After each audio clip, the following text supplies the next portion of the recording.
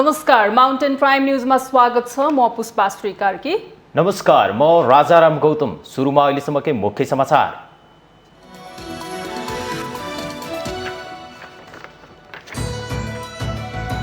प्रधानमन्त्री केपी ओलीद्वारा मन्त्री परिषद पुनर्गठन। जनता समाजवादी पार्टीको महन्त ठाकुर पक्षलाई समावेश गर्दै 3 उपप्रधानमन्त्री 12 मन्त्री थपिए, 13 जना मन्त्री बिदा। खानिज अन्य वस्तु निकासी गरेर व्यापार घाटा कम गर्ने योजनाको चौतर्फी विरोध। चुरे क्षेत्र जोगाउन सरकार प्रतिबद्ध रहेको भनाई। अवैध निकासी भने गम्भीर समस्या। नागरिकता अध्यादेश विरुद्धका मुद्दा हेर्दैमा अर्को पेशी जेठ 27 गते। सुनवाईका लागि वरिष्ठताका आधारमा संवैधानिक इजलास गठन।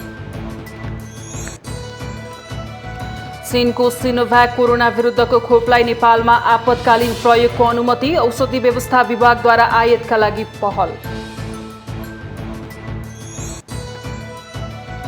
कोरोनाको अन्य लहरमा बालबालिका संक्रमित हुन सक्ने सरकारको आंकलन। बालबालिकाका लागि 20% बेड छुट्याउन अस्पतालहरूलाई निर्देशन। चिनिया कम्पनी सिनोफार्मले निर्माण गरेको कोरोना विरुद्धको खोपलाई भियतनाममा प्रयोग अनुमति। संक्रमितको संख्या बढ्दै गएकाले खोपहरू धमाधम भित्रिने क्रम जारी। र पाकिस्तानद्वारा इङ्ल्यान्ड र वेस्ट इन्डिज भ्रमणका लागि राष्ट्रिय टोलीको घोषणा। T20 1 दिवसीय र टेस्ट 3वटै खेलका लागि बाबर आजम कप्तान।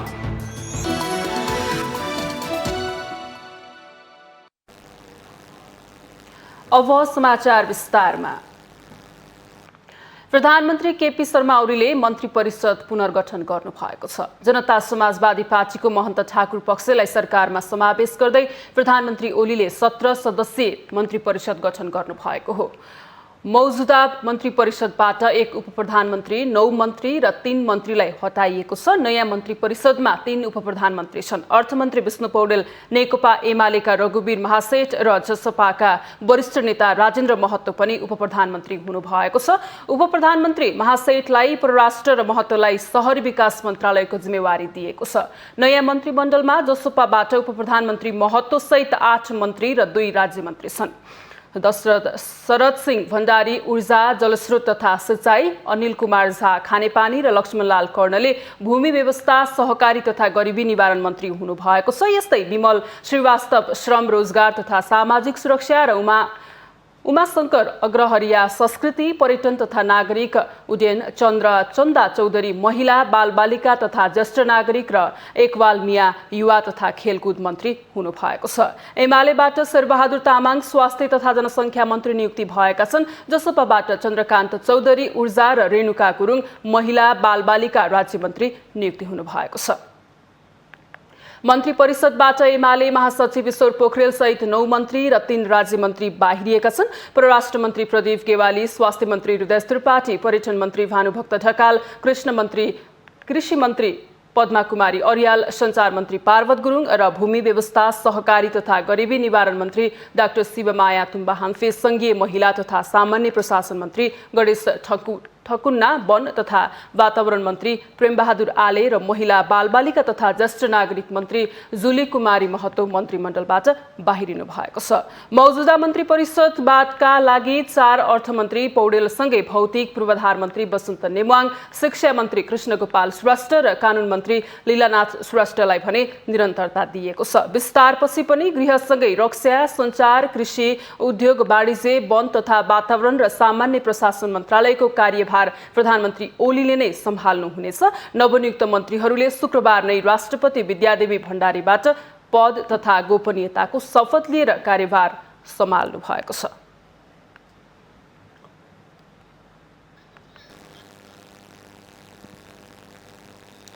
सरकारले खनिजन्य ढुङ्गा, गिटी, बालुवा निकासी गरी व्यापार घाटा न्यूनीकरण गर्न खोजेको भन्दै यसको चौतर्फी रूपमा विरोध भइरहेको छ। अर्थ मन्त्रालयले वक्तव्य नै जारी गरेर चुरे क्षेत्र जथाभावी उत्खनन गर्न नदिन सरकार प्रतिबद्ध रहेको उल्लेख गरेको छ। तर नेपालमा चुरे भाबर तथा नदीबाट ढुङ्गा, गिटी, बालुवा उत्खननले निरन्तरता पाइरहेको छ। सीमित व्यक्तिको लाभका लागि प्राकृतिक स्रोतको दोहनले भावी पुस्ता नै सङ्कटमा पर्ने चिन्ता सबैमा भए पनि यसको अवैध चोरी निकासी नियन्त्रण नहुँदा भविष्यमा ठूलो सङ्कट निम्तिने देखिएको छ। सरकारले आर्थिक वर्ष 2078-79 को बजेटमा वातावरणीय प्रभाव मूल्याङ्कनका आधारमा खनिजजन्य ढुङ्गा, गिट्टी, बालुवा निकास गरी व्यापार घाटा न्यूनीकरण गर्ने उल्लेख गरेसँगै यसको चौतर्फी रूपमा विरोध भइरहेको छ। अर्थ मन्त्रालयले वक्तव्य नै जारी गरेर जथाभावी उत्खनन गर्न नदिने स्पष्ट पारिसकेको छ। बजेटको बुँदा नम्बर 179 मा ढुङ्गा, गिट्टी र बालुवा निकासी गर्ने भनिएको छ। बुँदा नम्बर 152 मा राष्ट्रपति चुरे संरक्षण कार्यक्रम पनि राखिएको छ। यसका लागि 1 अर्ब 53 करोड रुपैयाँ विनियोजन गरेको छ। बजेटमा चुरे क्षेत्र भन्ने शब्द उल्लेख गरिएको छैन, तर यस्ता पदार्थको निकासीले सबैभन्दा ठूलो प्रभाव चुरे क्षेत्रमै पर्ने गरेको देखिन्छ। विगतमा पनि काठमाडौँ उपत्यका वरिपरिका धेरै डाँडा तथा नदीबाट ढुङ्गा, गिट्टी, बालुवा उत्खनन गरिएको थियो। त्यसबेला पनि वातावरणमा नकारात्मक असर परेको भन्दै उत्खनन रोकेको थियो।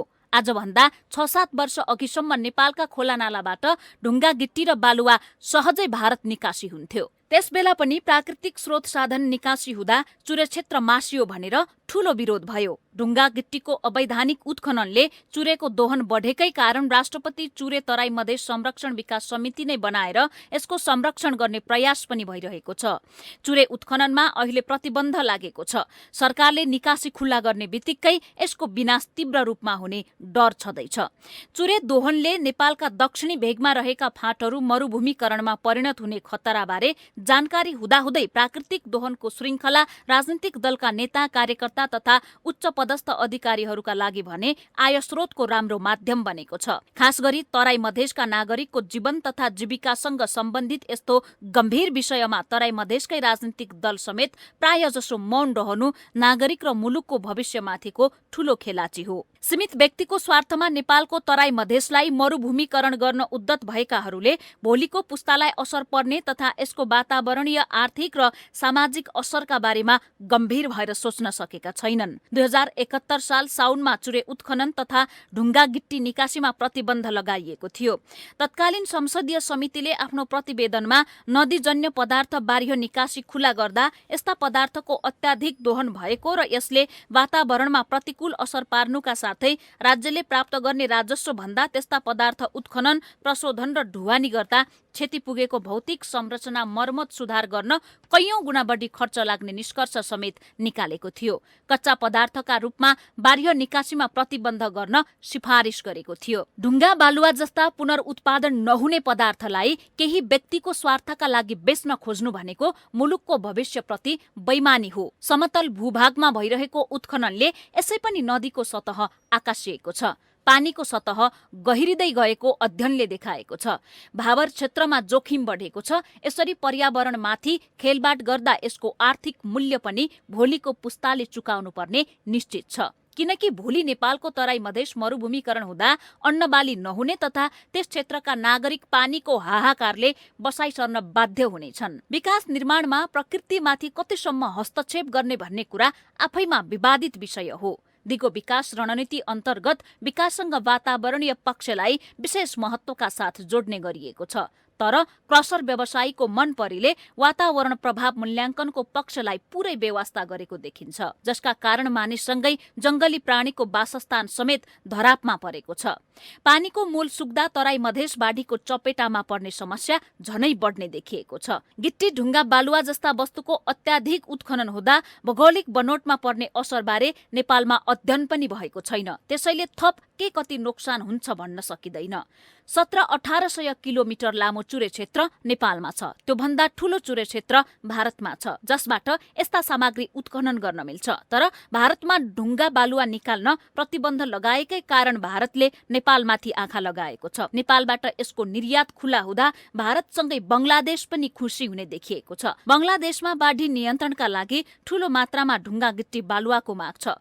बंगलादेश पनि नेपालबाट यस्ता खनिजजन्य पदार्थ किन्न उत्सुक नै छ। तर प्राकृतिक स्रोत साधन बेचेर कुनै राष्ट्रको पनि दीर्घकालीन रूपमा भलो हुन सक्दैन भन्ने कुरा नेपालले आत्मसात गर्न जरुरी छ। यस्तो कार्यले संस्थागत रूपमा प्राकृतिक स्रोतको विनाश गर्ने निश्चित छ। विकास निर्माणका लागि ढुङ्गा, गिट्टी र बालुवा चाहिन्छ। यी सामग्रीको उपयोग आफ्नो देशमा हुने विकास निर्माणमा प्रयोग गर्नुपर्छ। विकास निर्माणका लागि गिट्टी र बालुवा चाहिन्छ। यी सामग्रीको उपयोग आफ्नो देशमा हुने विकास निर्माणमा प्रयोग गर्नै पर्छ, तर आर्थिक लाभ लिन निर्यात गर्दा भावी पुस्ता र राष्ट्रमाथि धोका हुने कुरा सम्बन्धित निकायले हेक्का राख्न जरुरी छ। त्यसैले दरो नियामक निकाय बेगर यस्ता निर्णय गर्दा राष्ट्रले नै ठूलो मूल्य चुकाउनु पर्ने हुन सक्छ। यसतर्फ सम्बन्धित निकायको ध्यान जाओस्। माउन्टेन टेलिभिजन SD राजनीतिक ब्युरो।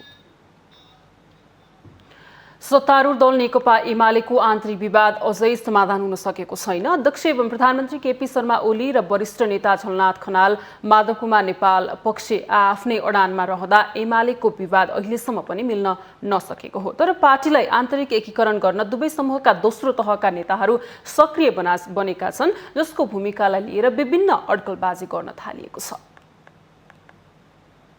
सत्तारूढ दल नेकपा एमालेको विवाद अहिलेसम्म पनि मिल्न सकेको छैन। विशेष गरी संस्थापन पक्ष र इतर पक्ष आफ्नै चट्टानी अडानमा कायम रहँदा पार्टीको विवाद अहिलेसम्म पनि मिल्न नसकेको हो। दुई पक्षबीच पटक पटक वार्ता हुँदै आए पनि अहिलेसम्म ठोस निष्कर्ष भने निस्कन सकेको छैन। पार्टीको विवाद हल गर्न गठन गरिएको कार्यदलले पनि प्रतिवेदन दिन नसक्दै निष्क्रिय भएको छ। तर उक्त कार्यदलमा रहेका दोस्रो तहका नेताहरू कार्यदल निष्क्रिय भइसकेको अवस्थामा पनि अनौपचारिक संवादमा जुटिरहेका छन्, जसलाई लिएर विभिन्न खालका अड्कलबाजीहरू गर्न थालिएको छ। संस्थापन पक्षले दोस्रो तहका नेताहरूलाई महत्त्वपूर्ण जिम्मेवारी दिएर मूलधारमा ल्याउन खोजेको प्रचार गरिरहेको छ। उक्त प्रचारलाई लिएर वरिष्ठ नेता खनाल नेपाल पक्ष सशंकित बनेको छ। तर दोस्रो तहका नेताहरूले आफूहरू क्याम्प परिवर्तन गर्न भन्दा पनि पार्टी एकता जोगाउनका लागि पहल गरेको स्पष्ट पारिरहेका छन्। वरिष्ठ नेता खनाल नेपाल पक्षका नेता राजबहादुर बुढा छेत्री दोस्रो तहका नेतामाथि शंका गरिहाल्नुपर्ने स्थिति नभएको बताउनुहुन्छ। अन्तिम समयसम्म पार्टी एकता कायम राख्नका लागि दोस्रो तहका नेता सक्रिय रहेको उहाँको भनाइ छ। पार्टी एकदमै गम्भीर मोडमा पुगेको छ। त्यसलाई ठिक ठाउँमा ल्याउनको लागि मेहनत प्रयत्न धेरै त्यो तहबाट त्यो उचाइबाट गर्नुपर्ने छ र नेताहरू दोस्रो तहका नेताहरू त्यसमा सक्रिय हुनुहुन्छ, प्रयत्नशील हुनुहुन्छ। त्यसो होइन किनभने सानो सानो अंशमा केही कुरा समाधान गर्दा सिङ्गो पार्टीको समस्या समाधान हुने होइन। उहाँहरू त्यो तरिकाले लाग्नु भएको छैन। उहाँहरू सिङ्गो पार्टीलाई एकताबद्ध बनाएर लैजाने कुराको लागि मेहनत गरिरहेको मैले बुझिरहेको छु। त्यस्तै नेकपाको संस्थापन पक्षका नेता शेरबहादुर तामाङ पनि पार्टीलाई अन्तिम समयसम्म एक ढिक्का बनाइराख्नका लागि दोस्रो तहका नेताहरू लागि परेको बताउनुहुन्छ। अबको केही दिनमा नै यसले सार्थकता पाउने उहाँको भनाइ छ। हामी के चाहन्छौँ भने कोही पनि नेता वा कार्यकर्ताहरू पार्टीबाट अलग नहोस्, पार्टीबाट बाहिर नहोस्। कोही पनि किन एमाले छोडेर बाहिर जानुपर्छ र त्यसो भएको कारणले सिङ्गै पार्टीपन्थी, सिङ्गै पार्टी नेतृत्व अब सबैजना पार्टीभित्रै अटाओस्, पार्टीभित्रै स्पेस छ र यही पार्टी बनाउन सबै लागेकै हुन्। त्यसो भएको कारणले उहाँहरू सबैलाई पार्टीभित्रै अटाउनको लागि अधिकतम प्रयत्न पार्टीको तर्फबाट भइरहेको छ। त्यसैले अहिले मूलत अब दोस्रो तहका नेताहरूको एउटा संवादमा पनि हुनुहुन्छ। नोक्सान बेहोर्नु पर्ने बेहोरि नै सकेका छौँ, अब थप नोक्सान नहोस् भन्ने कुरामा सचेतता अपनाएको हो।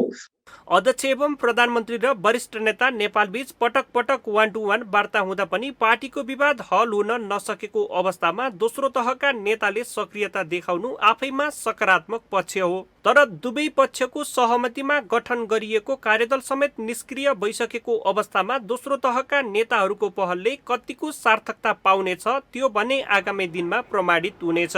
माउन्टेन टेलिभिजन HD का लागि सरोज बस्यालको रिपोर्ट। नागरिकता अध्यादेश विरुद्धका मुद्दा हेर्दा हेर्दैमा गएका छन्। शुक्रबार सबै रिटमाथिको सुनवाई नसकिएपछि मुद्दा हेर्दा हेर्दैमा राखिएको हो। शुक्रबार 4 रिटको सुनवाई भएको छ भने 2वटाको बाँकी रहेर हेर्दा हेर्दैमा गएका हुन्। नागरिकता अध्यादेश विरुद्धका मुद्दा सुनवाईका लागि प्रधान न्यायाधीश चोलेन्द्र शमशेर जबराले शुक्रबार नै वरिष्ठताका आधारमा संवैधानिक इजलास गठन गर्नुभएको हो। प्रधान न्यायाधीश राणाको अध्यक्षतामा गठित इजलासमा न्यायाधीशहरू दीपक कुमार कार्की, मीरा खड्का, हरिकृष्ण कार्की र ईश्वर प्रसाद खतिवडा रहनु भएको छ। न्यायाधीश विशुम्बर प्रसाद श्रेष्ठलाई कोरोना संक्रमण भएपछि उहाँभन्दा पछिल्लो वरियताका न्यायाधीश खतिवडालाई संवैधानिक इजलासमा राखिएको हो। प्रतिनिधि सभा विघटन गरेर प्रधानमन्त्री केपी शर्मा ओलीको सिफारिसमा राष्ट्रपति विद्यादेवी भण्डारीले नेपाल नागरिकता पहिलो संशोधन अध्यादेश 2078 जेठ 9 गते जारी गर्नुभएको छ। उक्त अध्यादेश विरुद्ध वरिष्ठ अधिवक्ता पूर्णबहादुर कार्की, अधिवक्ताहरू विष्णुकुमारी गिरी, रामबहादुर शाही, कुलबहादुर बोगटी, वीरभद्र जोशी र मौलिक जरोकिलो पार्टी लगायतका 6 वटा रिटमा संवैधानिक इजलासमा सुनुवाई सुरु भएको हो।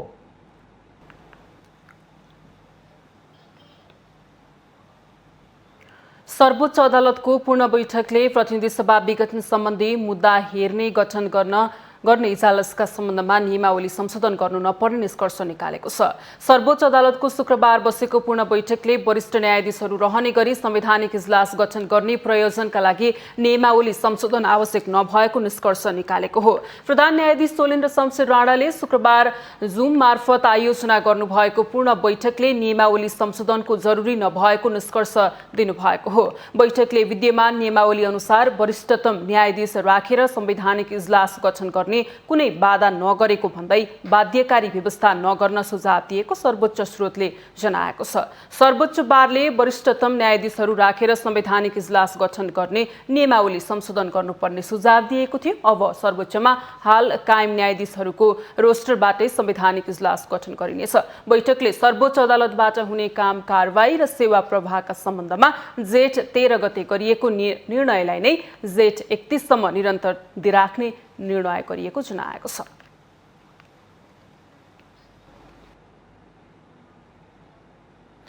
गण्डकी प्रदेश सभा सदस्यबाट पदमुक्त भएका राष्ट्रिय जनमोर्चाका कृष्ण थापाले आफ्नो सांसद पद कायम राख्न माग गर्दै सर्वोच्च अदालतमा रिट दायर गर्नुभएको छ। पद पुनर्स्थापना गरिपाऊ भन्ने माग गर्दै कृष्ण थापाले सर्वोच्च अदालतमा दिएको रिट शुक्रबार दर्ता भएको हो। रिटमा थापाले पद पुनर्स्थापना गरिपाऊ भन्ने माग गर्नुभएको छ। संसदीय दलको बैठक नबसी हटाएको भन्ने उहाँको तर्क छ। थापालाई पार्टीको केन्द्रीय कमिटी बैठकले बिहिबार पार्टी विधान विपरीत काम गरेको आरोप लगाउँदै सांसद पदबाट हटाएको थियो। यसअघि उहाँलाई पार्टीको केन्द्रीय सदस्य, साधारण सदस्य र दलको नेताबाट समेत हटाइएको थियो। रिटमा थापाले आफूले पार्टी नछोडेको र व्हिप पनि उल्लङ्घन नगरेको भन्दै बिना आधार पार्टीले कारबाही गरेको भनी सांसद पद कायम राख्न माग गर्नुभएको छ। राष्ट्रिय जनमोर्चाले थापालाई पार्टीबाट निष्कासन गरेको पत्र प्रदेशसभा सचिवालयमा दिएपछि बिहिबारको प्रदेशसभा बैठकमा सभामुख नेत्रनाथ अधिकारीले थापा निष्कासनमा परेको जानकारी गराउनु भएको थियो।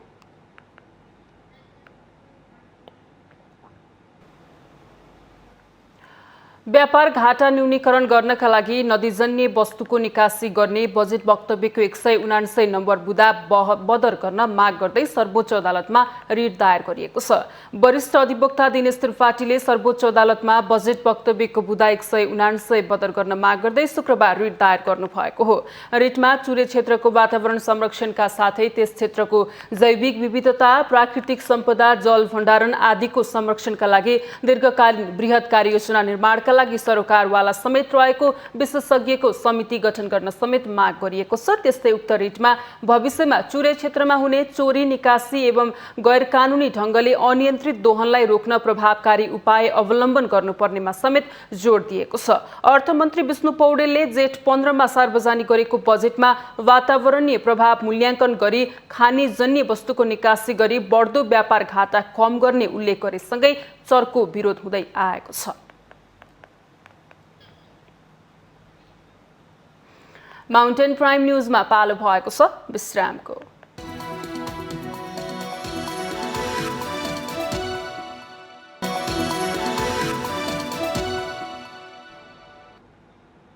विश्रामपछि स्वागत छ। अब बाँकी समाचार। सत्ता समीकरणको विषयलाई लिएर जनता समाजवादी पार्टीभित्र उत्पन्न विवाद यति बेला थप पेचिलो बन्दै गएको छ। पार्टीका उपेन्द्र यादव र महन्त ठाकुर पक्षले छुट्टा बैठक गरेर एउटा पक्षले गरेका निर्णय अर्को पक्षले स्वीकार नगर्ने तहमा उत्रिएका मात्रै छैनन्, पार्टीभित्रबाटै दोहोरो निष्कासनले जसपा पार्टी फुटको सङ्घारमा पुगेको छ। नयाँ सरकार गठनको विषय सेलाइसकेको अवस्थामा यति बेला जसपाका दुई धार अध्यक्ष महन्त ठाकुर र उपेन्द्र यादव पक्षले एकले अर्कालाई निष्कासन गरेसँगै जनता समाजवादी पार्टी जसपा फुटको सङ्घारमा पुगेको छ। नयाँ सरकार गठनमा विपक्षी गठबन्धनलाई साथ दिने वा प्रधानमन्त्री केपी शर्मा ओलीको सरकार जोगाउने भन्ने विषयमा जसपाभित्र सुरुदेखि नै दुई धार थिए। संघीय परिषद अध्यक्ष बाबुराम भट्टराई र अध्यक्ष यादव काङ्ग्रेस र माओवादी केन्द्रसँगको विपक्षी गठबन्धनमा सामेल हुनुहुन्छ भने अर्का अध्यक्ष महन्त ठाकुर र वरिष्ठ नेता राजेन्द्र महतो प्रधानमन्त्री ओलीको पक्षमा हुनुहुन्छ। जसपा नेता रामसाय यादव भने पार्टी विधान विपरीत ठाकुर पक्ष लागेको र प्रतिगमन सरकारलाई सहयोग गरेका कारण स्पष्टीकरण मागिएको बताउनुहुन्छ। सरकारको प्रतिगमनकारी कदममा चाहिँ सहयोग गरिराख्ने, राष्ट्रपति प्रधानमन्त्रीलाई गोप्य रूपमा चाहिँ राति राति गएर चाहिँ पत्र लेख्ने, यो कहाँबाट भएको?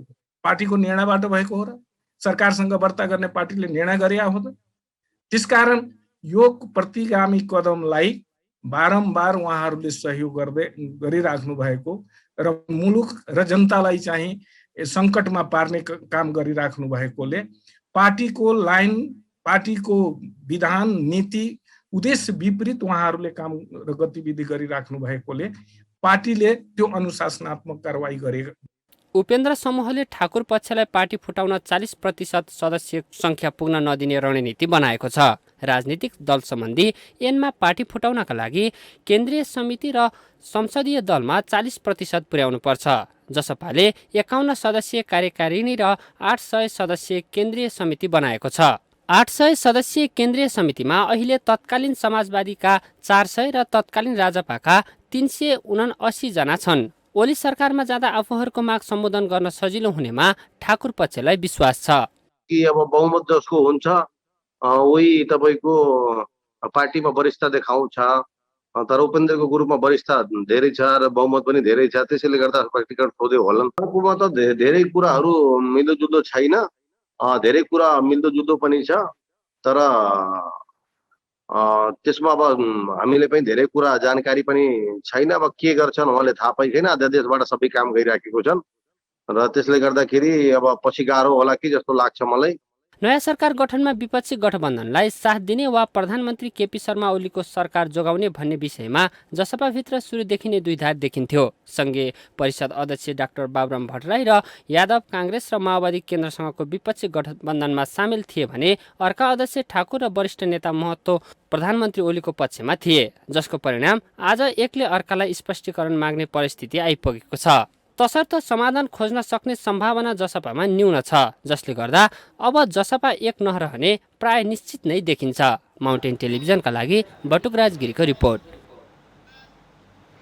सिनोभ्याकको कोरोना खोपलाई औषधि व्यवस्था विभागले आपतकालीन प्रयोगका लागि अनुमति दिएको छ। शुक्रबार विभागले विज्ञप्ति जारी गर्दै चिनिया औषधि निर्माता कम्पनी सिनोभ्याकले उत्पादन गरेको कोरोनाभ्याक नामको कोरोना खोपलाई आपतकालीन अनुमति दिएको उल्लेख छ। उक्त खोप आयातका लागि बायोमेट्रिक्स प्रणालीले आवेदन दिएको विज्ञप्तिमा उल्लेख छ। विभागले यसअघि चीनको सिनोफार्म कम्पनीले उत्पादन गरेको भेरोसेल खोपलाई अनुमति प्रदान गरिसकेको छ। WHO ले उक्त खोप 18 वर्ष र त्यसभन्दा माथिका उमेर समूहलाई लगाउन सिफारिस गरेको छ। 2 देखि 4 हप्ताको बीचमा उक्त खोपको 2 मात्रा लगाउनु पर्नेछ। कोरोनाभ्याक खोप लगाएका 51%मा संक्रमण हुन नदिने र 100%लाई अस्पताल भर्ना हुने अवस्थाबाट रोकेको बताइएको छ। यो खोप WHO बाट अनुमति पाउने दोस्रो चिनिया कोरोना खोप रहेको छ।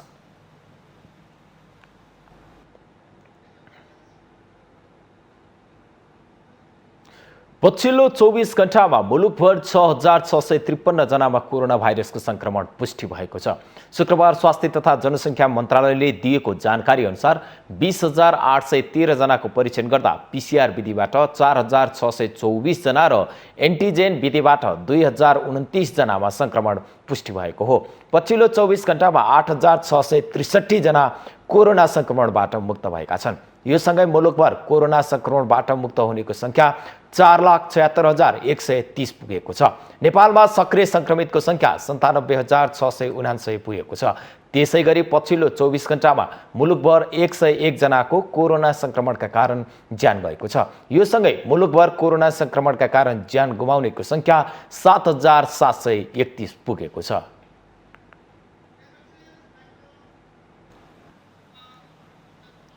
सरकारले कोरोना संक्रमित बालबालिकाको उपचारका लागि 20% बेड छुट्याउन अस्पतालहरूलाई निर्देशन दिएको छ। स्वास्थ्य तथा जनसङ्ख्या मन्त्रालयको गुणस्तर मापन तथा नियमन महाशाखाका प्रमुख डाक्टर मदन कुमार उपाध्यायले शुक्रबार विज्ञप्ति जारी गरी आफ्नो स्वीकृति शय्याको कम्तीमा 20% कोरोना संक्रमित बालबालिकाको उपचारमा प्रयोग हुने गरी तयारी अवस्थामा राख्न निर्देशन दिनु भएको हो। कोरोना महामारीको पहिलो र दोस्रो लहरमा प्रौढ र युवा बढी संक्रमित भएकाले नियन्त्रणको तयारी पनि प्रौढ र युवा लक्षित मात्रै भएको भन्दै मन्त्रालयले अब तेस्रो चौथो लहरमा बालबालिका बढी संक्रमित हुन सक्ने बताएको छ। मन्त्रालयले वैकल्पिक प्राणवायुको रूपमा रहेको अक्सिजनको व्यवस्थापन गर्न समेत अस्पतालहरूलाई निर्देशन दिएको छ।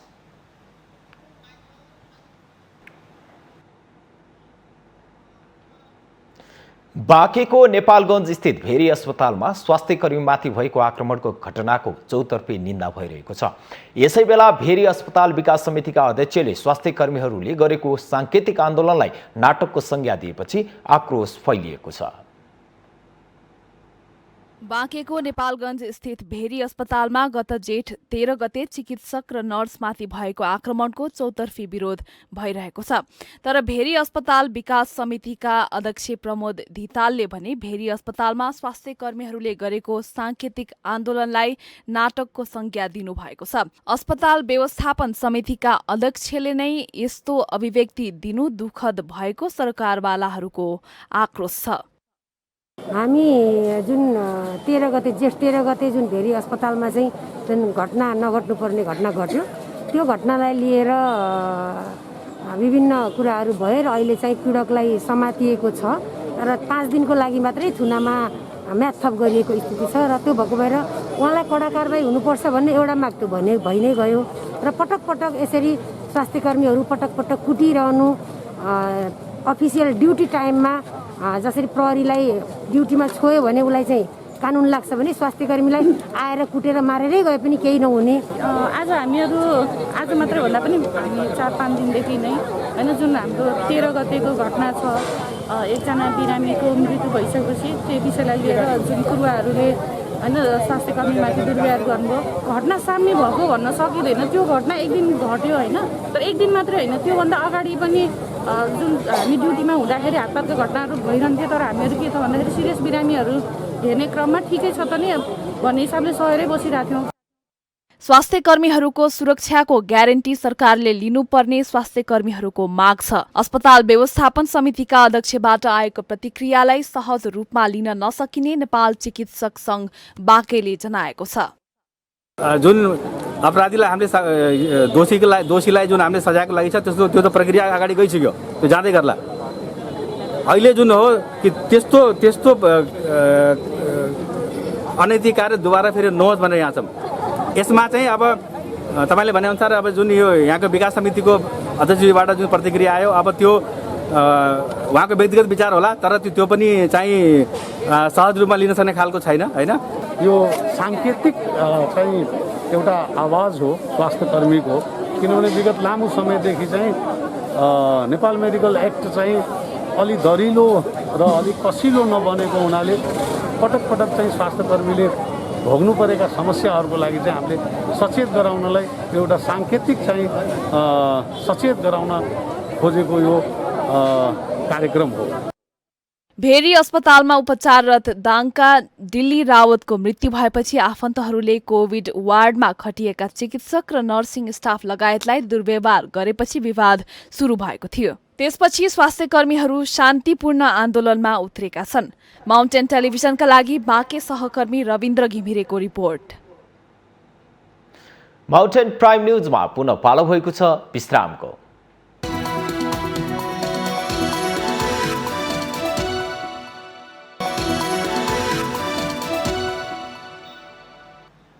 विश्रामपछि स्वागत छ बाँकी समाचार। कोरोना संक्रमण नियन्त्रणका लागि लगाइएको निषेधाज्ञाका कारण यति बेला डडेलधुराका अधिकांश विद्यालय बन्द छन्। तर सामुदायिक विद्यालयहरूले वैकल्पिक माध्यमबाट बालबालिकाको पठन पाठन सुरु गरेका छन्। ग्रामीण भेगका विद्यार्थीहरूसम्म प्रविधिको पहुँच नपुगे पनि बजार क्षेत्र र इन्टरनेटको पहुँचमा रहेका केही विद्यालयले भने वैकल्पिक माध्यमबाट पठन पाठन सुरु गरेका हुन्। कोरोना भाइरस संक्रमणसँगै डडेलधुरामा लगाइएको निषेधाज्ञाका कारण विद्यालय पनि प्रभावित बनेपछि केही सामुदायिक विद्यालयहरूले भने वैकल्पिक शिक्षा व्यवस्थापन माध्यमबाट पठन पाठन सुरु गरेका छन्। जिल्लाको परशुराम नगरपालिकाको श्री शैलेश्वरी माध्यमिक विद्यालय, श्री बैजनाथ माध्यमिक विद्यालय लगायतका गाउँका सामुदायिक विद्यालयहरूले पठन पाठन सुरु त गरेका छन्, तर विद्यार्थीहरूले भने सिकाइलाई निरन्तरता दिन सकेका छैनन्।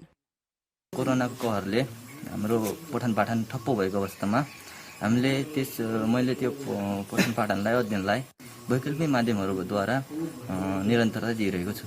नेट इन्टरनेटमा रहेका युट्युबमा रहेका अडियो भिडियो अध्ययन सामग्रीहरूलाई अध्ययन गरेर रेडियो तथा एफएमहरूका माध्यमबाट होइन सो अध्ययन गरेर, जस्तै पुराना प्योर कपीहरू, नोट कपीहरू, अन्य पुराना बुकहरू पढेर मैले चाहिँ यसमा सबैभन्दा बढी प्राथमिकता सो अध्ययनलाई दिएको छु। वैकल्पिक माध्यमबाट आफ्नो पढाइलाई निरन्तरता दिइरहेको अवस्था हो। वैकल्पिक माध्यम भन्नाले चाहिँ विभिन्न प्रकारका युट्युब च्यानलहरूमा राखिएका अध्ययनका सामग्रीहरूलाई अध्ययन गरेर, विभिन्न प्रकारका वेबसाइटहरूमा राखिएका अध्ययन सामग्रीहरूलाई हेरेर, एफएम स्टेसनबाट प्रसारण भइरहेका समाचार यद्यपि कक्षाहरूलाई चाहिँ सुनेर बढीभन्दा बढी चाहिँ सो अध्ययन गरेर चाहिँ मैले पढाइलाई निरन्तरता दिएँ। वैकल्पिक माध्यमको पहुँच नभएका ठाउँमा बालबालिकामा यसले असर नपरोस् भन्दै श्री शैलेश्वरी माध्यमिक विद्यालय तुलाभाडीले प्रत्येक टोलमा अभिभावक समूह गठन गरेर निरन्तर सिकाइलाई सहजीकरण गरिरहने जनाएको छ। वैकल्पिक माध्यमबाट सिकाइ सहजीकरण प्रक्रिया नै एउटा मात्रै विकल्प हो। यो वैकल्पिक मध्ये हामीले नेट इन्टरनेटका माध्यमबाट विद्यार्थीहरूको सिकाइ सहजीकरण को प्रयास गरेका छौँ। अथवा विद्यार्थीहरूमा नेट इन्टरनेटको पहुँच त्यति नभएको कारणले हामीले सामान्यतया यो फेसबुक पेजहरू अथवा ग्रुपहरू बनाएर त्यो ग्रुपमा विद्यार्थीहरू तथा अभिभावकहरूसँग उनीहरूलाई जोडेर त्यसमा केही सिकाइ सामग्रीहरू राख्ने, उनीहरूको प्रतिक्रिया लिने। शिक्षाको पहुँचलाई मध्यनजर गर्दै वैकल्पिक शिक्षा समेत स्थापना गर्न सिकाइ निरन्तरतामा स्थानीय सरकारको ग्रामीण पहुँच लिने प्रयास भइरहेको परशुराम नगरपालिकाको शिक्षा शाखाको भनाइ छ। यो कोभिड-19 को कारणले गर्दाखेरि यो शिक्षामा भएको प्रभावकारीको लागि हाम्रो यस परशुराम नगरपालिकामा गत वर्ष यो रेडियो पाठशाला पनि सञ्चालन गरिएको थियो र अब त्यसै गरी अब यस वर्ष पनि हाम्रो शैक्षिक सत्रको अन्तमा यो चाहिँ कार्यक्रम भए हुनाले, यो कोभिडले चाहिँ प्रभाव पारेको हुनाले अब त्यो रेडियो पाठशाला हामीले सञ्चालन गर्न सकेको छैन। अहिले हामीले ग्रुपिङ सामान्य कम्युनिटी बेसमा चाहिँ पठन पाठनको लागि त्यो कार्यक्रम राखिएको छ। बालबालिकालाई वैकल्पिक शिक्षाबाट सिकाइनु राम्रो पक्ष हो, तर जहाँ प्रविधि छैन, वैकल्पिक शिक्षा दिन समस्या छ, त्यस्ता ठाउँमा विद्यार्थीहरूका लागि स्थानीय सरकारले अभिभावकसँग छलफल गर्दै समस्याको समाधान खोज्न जरुरी छ। माउन्टेन टेलिभिजन एचडीका लागि डडेलधुराबाट बिमल जैरूको रिपोर्ट। ललितपुर महानगरपालिकाले कोरोना संक्रमणबाट निधन भएका व्यक्तिहरूको परिवारलाई 1 लाख रुपियाँ सहयोग प्रदान गर्ने निर्णय गरेको छ। शुक्रबार पत्रकार सम्मेलन मार्फत ललितपुर महानगरपालिकाका प्रमुख चिरीबाबु महर्जनले ललितपुर महानगरपालिकामा स्थायी बसोबास गर्नेहरू संक्रमित भई उपचारको क्रममा निधन भएमा परिवारलाई 1 लाख रुपियाँ सहयोग गर्ने निर्णय गरेको बताउनुभयो। त्यस्तै आइसियु तथा भेन्टिलेटरमा उपचार गरेर निको भएकाहरूलाई जनै 50,000 रुपियाँ र अस्पताल भर्ना भएर संक्रमण मुक्त भएकाहरूलाई जनै 25,000 रुपियाँ प्रदान गरिने उहाँले जानकारी दिनुभयो। कोभिड संक्रमित भई उपचारको क्रममा निधन भएमा व्यक्तिका परिवारलाई महानगरले प्रति मृतक 1 लाख रुपियाँ सहयोग स्वरूप प्रदान गर्ने निर्णय गरेको छ। आइसियु तथा भेन्टिलेटरमा रही उपचार गरेर निको हुनुभएकालाई जनै 50,000 र अस्पताल भर्ना भएर कोभिड जितेकाहरू प्रत्येकलाई 25,000 प्रदान गरिनेछ। यो सहयोग महानगरपालिकामा स्थायी बसोबास गरेका नागरिकका लागि प्रदान गरिने बैठकले निर्णय गरेको छ। महानगरपालिकाबाट सहयोग लिन सिफारिस लगायत आवश्यक कागजपत्र आवश्यक पर्ने जनाइएको छ।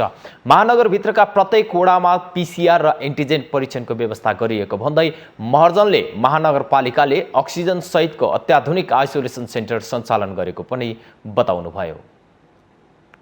हामीसँग आर्थिक अन्तर्राष्ट्रिय र खेल समाचार बाँकी नै छन्। माउन्टेन प्राइम न्युजमा फेरि पालो भएको छ विश्रामको।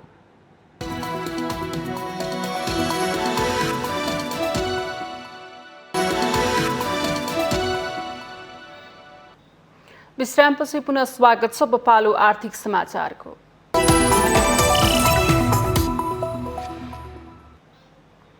कोरोना भाइरसको महामारीका बीच म्याग्दीका युवाहरू कृषि व्यवसायमा आकर्षित भएका छन्। कोरोनाका कारण शहरबाट जन्मथलो पुगेका र विदेशमा रोजगारी गुमाएर फर्किएका युवाहरू कृषि व्यवसायमा आकर्षित भएका हुन्।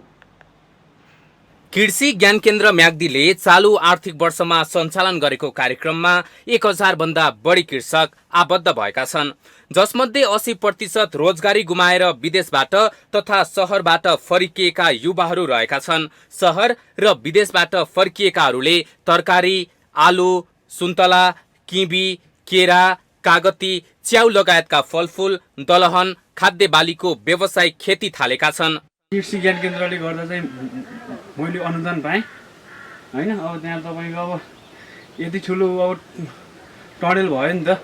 टनेल भएपछि अब मैले तपाईँको स्टेप बाई स्टेप अब पहिला यो टमाटरको खेती गर्छु, अनि यो भ्याइयो भने तपाईँको आलुहरू गर्छु, अनि त्यहाँ त तपाईँको अब जुन जुन हुन्छ टनेलभित्र नि त्यो गरेर अब सबै किसिमका उहरूले चाहिँ प्रयोगमा ल्याउने गर्ने गरेको छ। युवाहरूले बाँझिएको जमिनको झाडी फाडेर खनजोत गरी खेती गर्न थालेका छन्। उत्पादन बढाउन र लागत घटाउन plastic tunnel, semi hitech tunnel, यान्त्रिक हलोको प्रयोग बढेको छ। 2074 सालमा चाहिँ किसान माइबाट पास आउट भएको। त्यसपछि आएपछि मैले चाहिँ यो नर्सरीमा चाहिँ अलि राम्रो खालको चाहिँ सम्भावना देखेको भएर मैले चाहिँ पढेको कुरालाई अनि साथै त्यसैलाई चाहिँ व्यवसायीकरण गर्नको लागि चाहिँ मैले अहिले सुरु गरेको 2 वर्ष भयो। कृषि ज्ञान केन्द्र र स्थानीय तहहरूले कृषि फर्म, समूह र सहकारीलाई कृषिमा आधुनिकीकरण, व्यवसायीकरण, यान्त्रिकरण गर्न यन्त्र उपकरण खरिददेखि बाँझो जमिनमा खेती गर्नेलाई समेटेर 50 देखि 80% सम्म अनुदान दिएका छन्। रोजगार गुमाएर फर्किएका युवाहरूलाई हामीले लक्षित गरेर विभिन्न कार्यक्रम सञ्चालन मध्येबाट करिब यो अहिलेको आबोमा पनि अनुदान ग्राहीहरू मध्येमा 70% भन्दा बढी युवा नै आकर्षित भएका छन् र हामीले विशेष गरी युवालाई आकर्षित गर्नका लागि बाँझो जमिनमा खेती प्रोत्साहन, जसले 1 रोपनीमा बाँझो जमिनमा खेतीयोग्य जमिनको लागि प्रयोग गरे बापत रु 3000 रुपियाँ चाहिँ क्यास नै हामीले अनुदान दिने गरेका छौँ। म्याग्दी लगायत गण्डकी प्रदेशका 11 जिल्लाका कृषकलाई पशु र बालीको बिमालाई निशुल्क बनाइएको छ। यसै गरी बाँझो जमिनमा खेती गर्ने कृषकलाई अनुदान दिने कार्यक्रम समेत प्रदेश सरकारले ल्याएको छ। स्थानीय स्तरमा कृषि र पशुजन्य उत्पादन वृद्धि भएपछि आयात घट्न थालेको व्यवसायीहरूले बताएका छन्। यद्यपि कृषि उपजको उचित मूल्य नपाउने समस्या हटाउन र बजारमा बिचौलियाहरूको प्रभाव घटाउनु पर्ने देखिएको छ। माउन्टेन टेलिभिजन HD का लागि म्याग्दी सहकर्मी सन्दीप शर्माको रिपोर्ट। यो सँगै हामी माउन्टेन प्राइम न्युजको अन्त्यमा छौं। जाँदा जाँदै मुख्य समाचार पुनः एकपटक।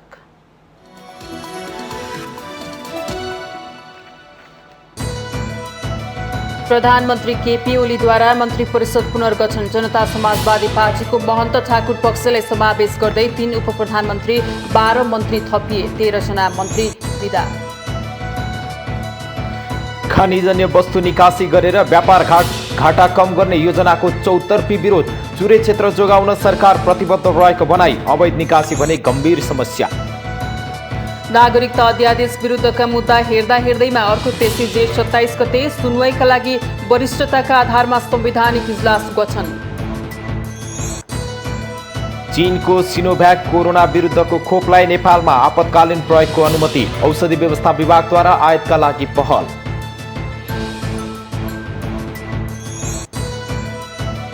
कोरोनाको अन्य लहरमा बालबालिका संक्रमित हुन सक्ने सरकारको आकलन। बालबालिकाका लागि 20% बेड छुट्याउन अस्पतालहरूलाई निर्देशन।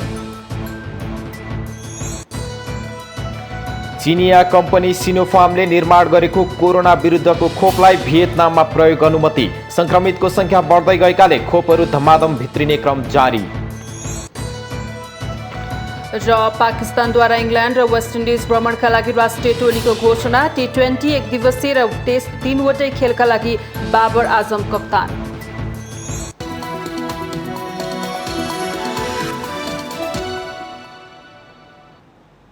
माउन्टेन प्राइम न्यूज अहिलेलाई सकियो। सत्य, तथ्य र निष्पक्ष समाचारका लागि हेर्दै रहनुहोला माउन्टेन टेलिभिजन HD।